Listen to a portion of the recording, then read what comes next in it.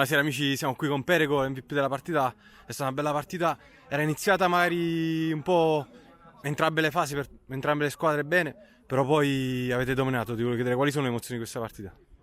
Abbiamo giocato un po' male all'inizio, ho fatto uno sbaglio all'inizio, 1-0, ho fatto un po' una cazzata, poi abbiamo schiattato la capo. Vi siete ripresi, avete giocato benissimo. Ti volevo chiedere comunque una bella vittoria, una vittoria importante e ti chiedo a chi la dedichi.